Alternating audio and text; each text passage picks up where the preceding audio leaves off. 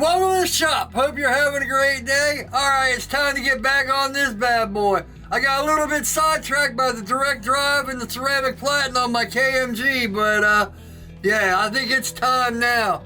I already got this dikemed up, so we're gonna go over the surface plate.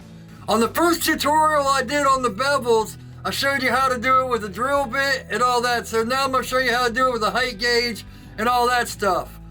But I digress. I got my knives back up on the website. I had to make them a little bit smaller because I messed up the sharpening, but they're good to go and they're back on track and they're up on my website. There's a couple other fixed blades up there and stuff like that. Yeah, I'll put my website up in the cards. It's the first down in the description. I got Amazon links on there, stuff like that. Do me a favor, make sure you subscribe, like, hit the bell, all that good stuff. Leave me some comments, let me know what's going on with your knife making. Alright, let's get to the surface plate. I got both the surface plate and the height gauge. So I've got both the surface plate and the height gauge in my Amazon links. If you can't afford the surface plate, I would say Amazon is actually the best place to where I got mine because the shipping is usually free. And usually the other places you have to pay for shipping. That might have changed though. I haven't bought one in a few years. I got the other one that's out by my heat treat oven that I actually got off eBay, where it was just a piece of granite, like a piece of leftover granite from a countertop that someone just went and surface ground. That works perfect too for my bigger knives. But I would suggest the surface plate because after heat treat, the first thing you're gonna want to do is put them down and make sure they're straight. See? You know, if you got wobble, you gotta put them back in temper and straighten them out and all that. So, you know, best thing I would say, make sure it's the same thing. You want to mark the back and then get your center, mark it a little bit, flip it over, and boom. They're pretty close. So that's good for me. That's where I want it, real close.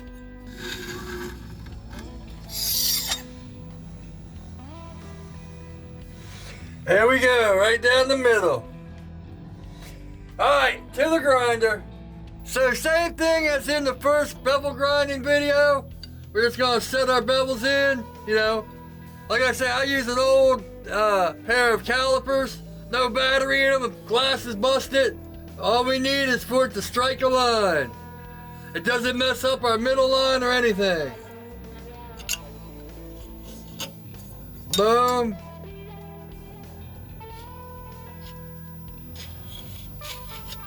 There we go. The line's basically right on here. Just gotta take a little bit of this side off and more of this side. I'm just putting a new 50 on here. Oh. Wrong belt. I gotta go get a 50. So excited about this direct drive, I can't even think. And this new platen. This should be fun. I'm not gonna break the 90s because they're basically, you know, right on there. There's not much to do, so let's just get to it. Same thing, we're just gonna come down to our line and then start bringing it down, following the fingers. You gotta go watch that first. I'll put the whole playlist up in the cards. If I can think of anything, we're gonna stay right here. We're not coming all the way back. We're just gonna stay forward until we get to the 120.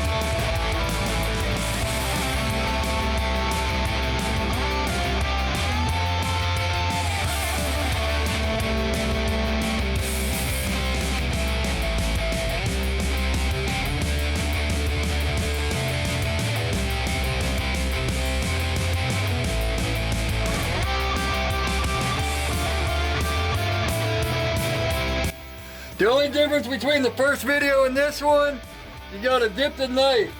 Don't wear gloves. I don't care if you wear gloves to put the bevels in and before heat treat.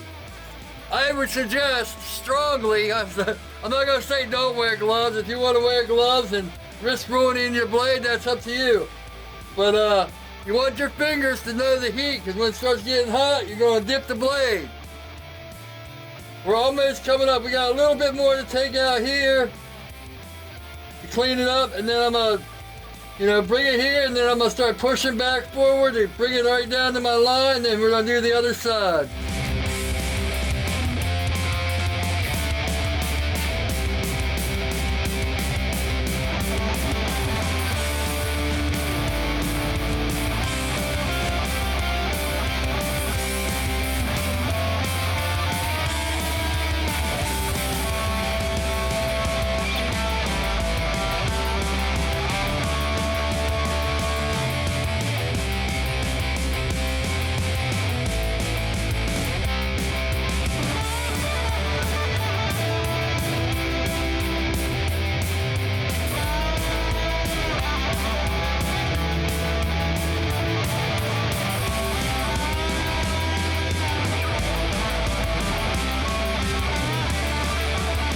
See, right here is why I don't use a 50 to go over all the way, because 50's cut really hard.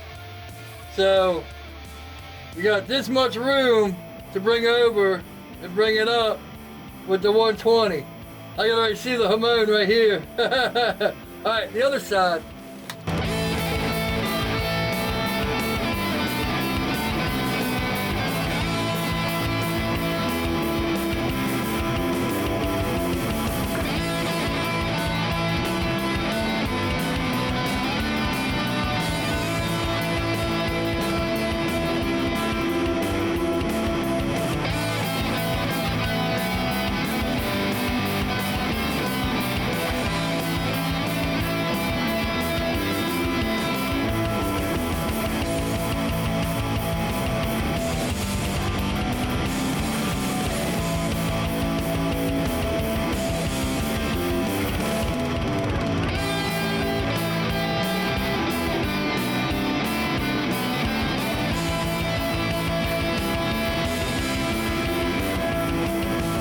The point that I gotta always put through the most, it's always where your thumbs are. You follow your thumbs, that's where the lines come to. Wherever you want your grind lines to be, you put your thumbs there, and you don't pull back. You kind of push back and you let your thumbs work. And that's where your grind lines go. And if you want to match up your grind lines, look at these grind lines. However this grind line is going, when you pull it through, that's how it'll be on the opposite side. Those are the 2 points I always put in every grinding video. It's all about your thumbs. When you bring it down and you get to your line, if you got more to come back up here, then push it back up. Move your thumbs. It's all about it.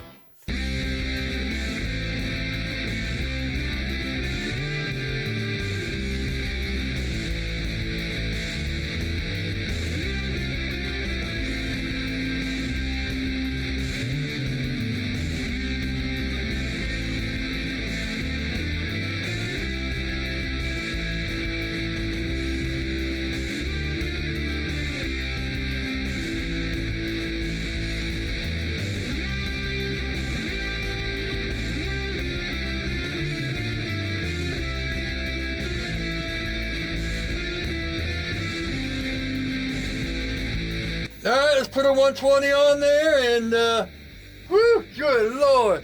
I gotta say, the ceramic platen, the new one, it's so much smoother, and man, I can just feel, it might be all in my head, but man, the direct drive, it just feels like it's cutting a lot better. But that's probably just my bias. But the platen, I can feel the nice smooth, laying. Look, no overshoots. Now that I say that, when I hit 120, I'm gonna overshoot it. All right, so here we go.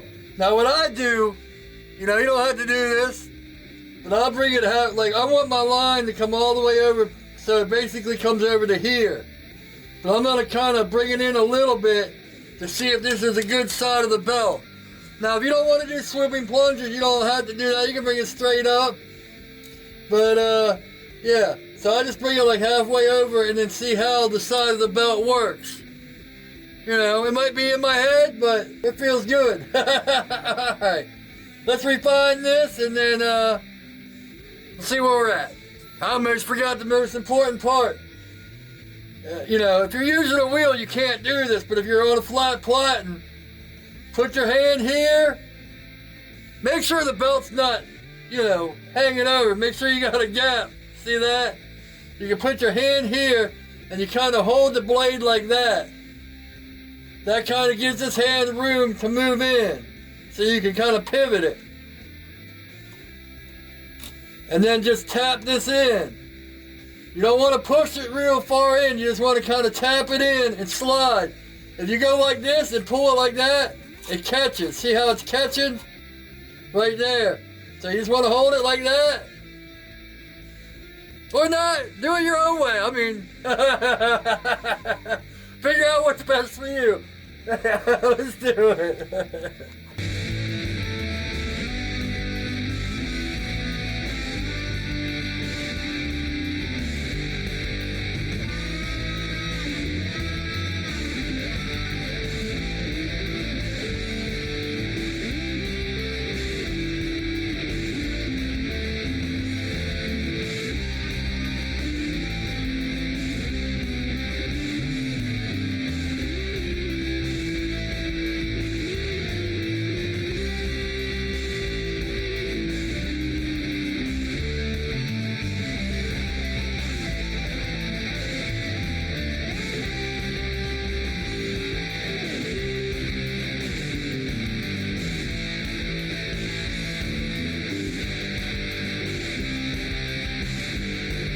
Oh, see, I did it. I blew over right there.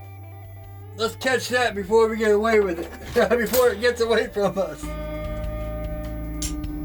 Just tap it in a little bit.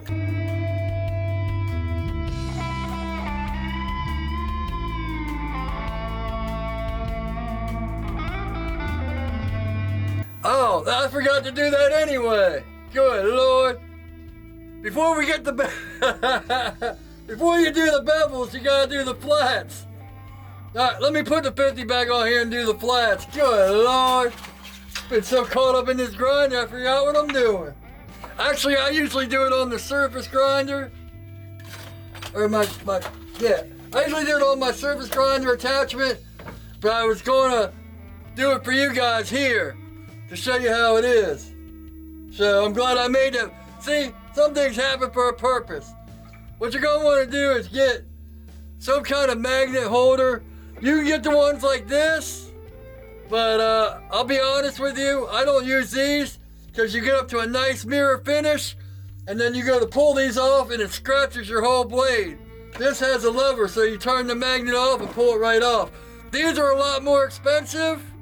You know, I think those other ones are like 10 bucks, 15 bucks, maybe even 20.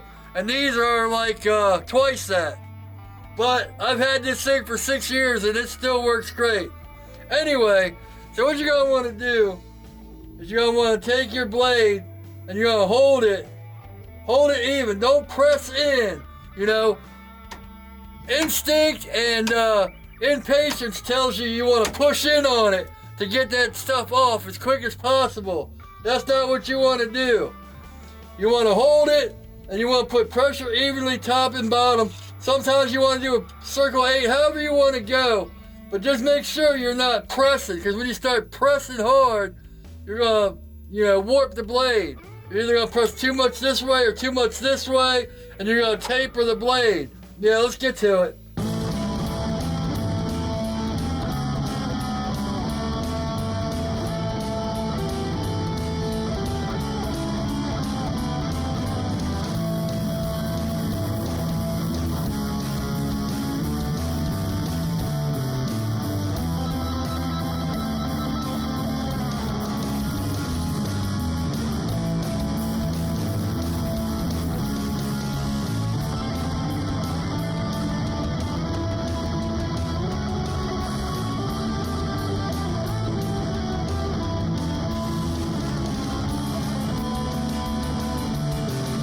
You know, I even flip it over. Now when I'm flipping over, I know it looks like I'm pressing in here, but basically I'm not. I'm just holding it. You know, I'm putting pressure, of course, you know, but I'm not leaning into it. I'm just letting the belt do the work. In fact, you can see here, it still needs to come down a little bit.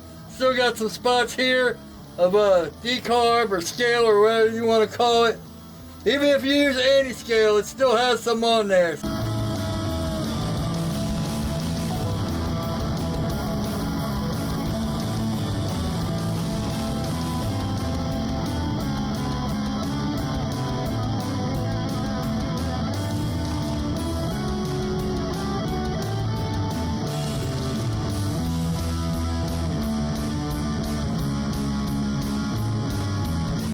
We've almost got that out. Alright, I'm just gonna go up to 120, then I'll be back. I gotta be honest, I went up to an 845 on my surface grinder. You know, if you got it, you might as well use it, but if you don't, that's how you do it. What I just showed you. See how much we just took off of each side? So I had to remark the center to make sure I was still good. So back to this. Let's see if we can not blow over this time.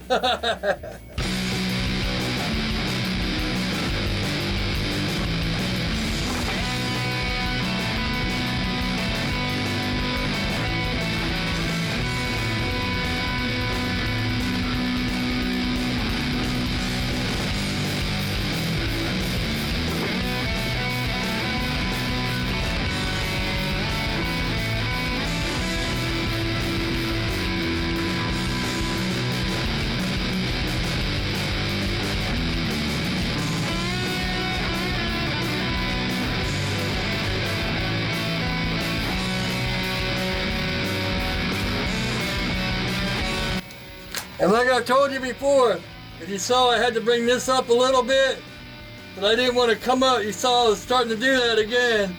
So what you want to do is lift it here, and then just pull it through. And then we start pulling it through. You know, I don't know if it's this arm or whatever, but I have problems with this side.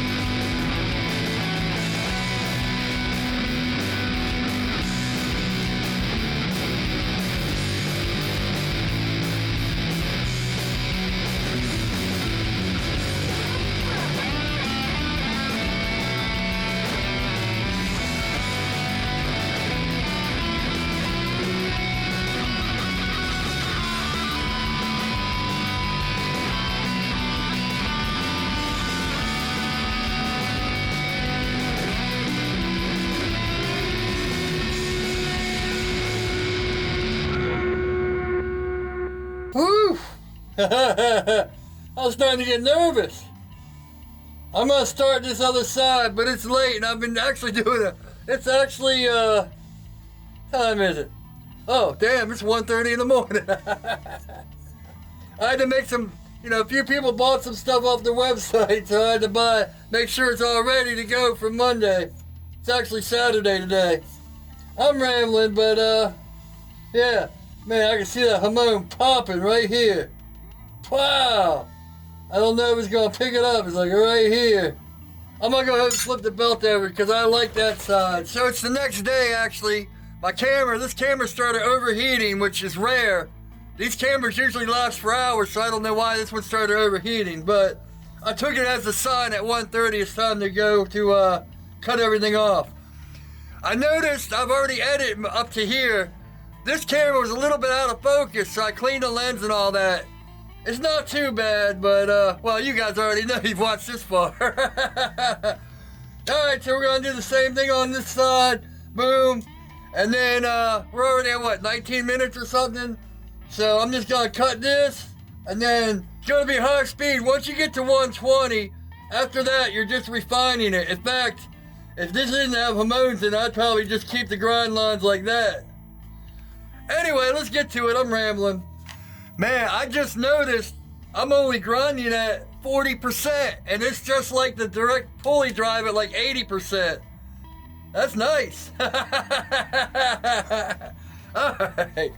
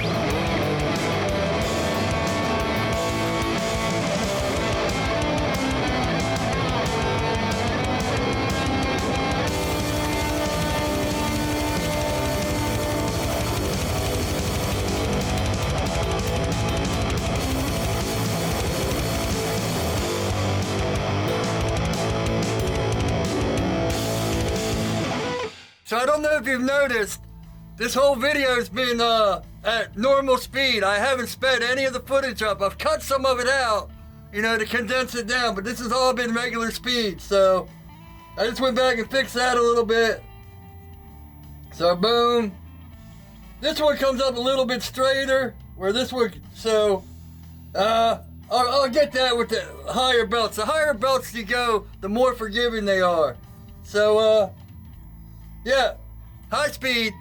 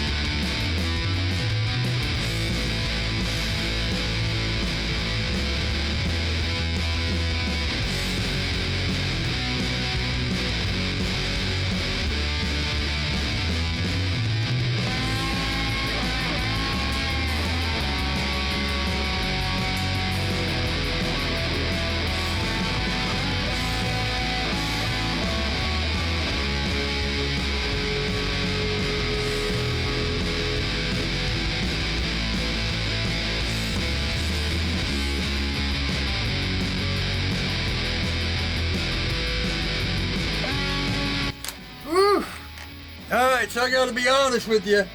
I messed up and I had to fix it up. You know, Ecom Knives in a video years back said the most important part to learn about knife making is how to fix it. So I had to go back down to a 120 and hit it on the magnet on both sides and bring it up. What I think it is I'm not used to having new wheels and a new platen. And I noticed I have to keep watch on this, but the belt, I hang it over and it's only with the Trizax. Both the A65 and the A45 did it, but I didn't catch it the first time. And it like cut straight in and straight up, and it really messed it up, so I had to go back down to 120 and fix it. But yeah, both sides. It starts moving in. I think it must be the new wheels and the new platen, because I'm not touching it. and it moves back in. Both ways, it starts moving back in. And maybe the belt's trying to line up with the back wheel. Anyway, I don't know what it is, so that's something I have to get used to or break these in, but woo, man, that hamon is right there. You probably won't be able to see it. Like right there, and right there. Bam! But that's for the next video. Back to the bench. Woo-wee. There's the hamon right in there. Don't even need to dip it for you guys. It's right there. Probably won't see it on this side. It's catching. You can barely see it right there. But once I touch it, you won't see it. That's about it for this one. Next, we're going to dip it and do all that good stuff and then start on some handles. So, yeah, let me know what you do. How far you like to grind your knives. Do you stop at 120? Some people stop at 60. Some people love that grind line look. If I wasn't so obsessed with hamons, that's probably what I would do. That's why when I use 52-100, I stop at 120 and really love the grind line looks. But, alright, enough babbling. I'll put my website up in the cards. It's the first down in the description. I got Amazon links, all the stuff like the magnet, all the tools you see me use. They're down there.